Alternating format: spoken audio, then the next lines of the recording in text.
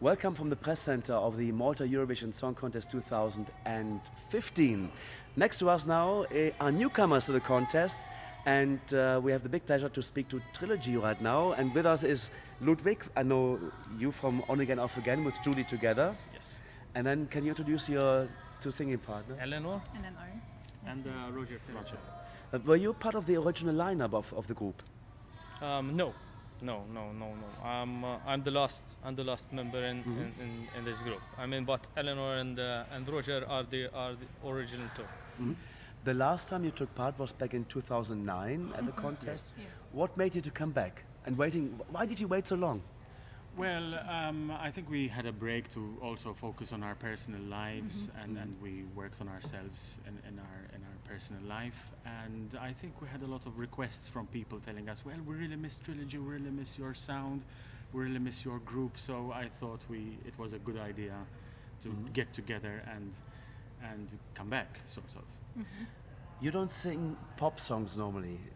You're having more a classical genre behind it. Exactly. Have you ever thought to make something poppy? Well, it's a bit pop. I mean, we're all trained classically, so we can't really create an extremely popish style. But this year we have something different, something a bit more different than we normally compete with in like previous years. Who was the person behind uniting you again, revitalizing Trilogy? Roger was the guy. Roger and then through Ludwig. Yes. Okay. It happened again. Now, Ludwig, you were at the Eurovision stage in 2004 together Yes. with Julie. Do you still have contact with Julie? Yes, sometimes yes. We do chat via Facebook, and she lives in the UK nowadays, and she works as a school teacher. That's basically it. Are you a full-time musician here in Malta? We know that many artists have a second job basically, and Yes, in the morning I'm a full-time musical theater teacher. in the afternoon. In the afternoon You're singing. I do my own thing. Preparing the Malta Eurovision Song Contest as such. Yeah, super. How long did it take you to actually prepare this entry for the Eurovision Song Contest here? I think we've been working on sort of coming back, and first of all we had to work on us deciding what we wanted to sound like, our direction as a group, as a band, where we wanted to go. As you mentioned, our style is always a crossover style, crossing over from sort of classical or musical theater style to pop. This year we decided that our style is going to be symphonic rock, and I think we managed to get exactly where we wanted to get, so we're very happy with the result. And yeah, we've been working on our project since maybe February. Something like So that. So basically, after the Malta Eurovision Song Contest 2014, you started to prepare yourself for Yes, the we started 15th edition. talking. Yes, basically started talking. I mean, we meet a lot in theater as well, because three of us were all musical theater performers. So Wow. yes, I mean our relationship together. I mean it goes back years. So basically, it started off in the theater talking, and then we decided on what Roger was saying about style, and then we had to take some decisions. For example, one major decision was that people in this Eurovision, they're going to hear me with my natural voice as a rock singer, while Roger is going to stick to his classical, and Eleanor is going to stick to her classical. Then, when we do the three-part harmony together, then you'll hear the tenor, the soprano, and the baritone together. Fantastic, super. The song you sing is called Chasing a Dream. Can you tell us something about it? What is the message in the song? So basically it is a message of hope, where the idea is that there are different people who may suffer oppression or isolation, such as, for example, minority groups, and these people should never give up, because there is always hope, there is always light at the end of the tunnel. And with love, you can always keep making your dreams come true. So the idea is chase your dreams, keep running after your dreams. How nice. How nice. You mentioned that you worked in musical theatre. Did all three of you work together at any time, or two and one? Or? Most of the time. Most of the time. So tell us what productions you've worked together in. We recently had a big concert, Yes, it was a both mix. Eleanor and I. It was organized by PBS as well, because they just recently launched the PBS orchestra. So it's like the national TV station's orchestra. And they decided to create a musical theatre show. And Eleanor and I, we did Phantom and Christine, for Yes. example. And it was really interesting. With Ludwig, we did also a local produced Local musical. produced musical. A musical in Yes, Maltese in language. Maltese language. We did a lot of highlights of Lloyd Webber and Sir Cameron McIntosh as well. Together, most of the time we have the same roles. Roger would play the Phantom normally, or Javert, and I will play the Marius or play Raoul, and Eleanor is most of the time, besides Christine Christine, and Cosette. Cosette, the Saigon girl.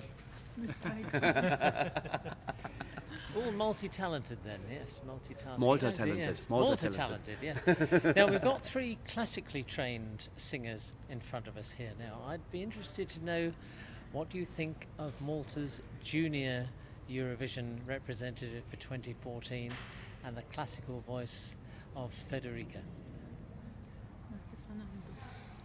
Well, I think she has a fantastic raw voice, which her tutors ought to be very careful to preserve that voice and to take care of her voice.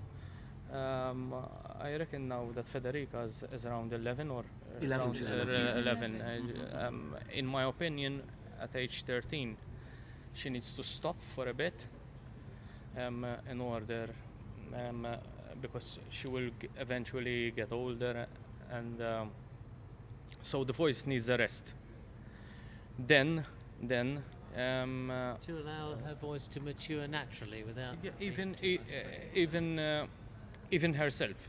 Even because of puberty as well. Puberty, The voice everything. changes. She every- can the figure voice- things out. She can figure out where she wants to go with her career and with her, because the temper of teenagers, at the age of 13, they're very unpredictable. So And then But- from there, I think she needs to go either to an Italian conservatory or something like that.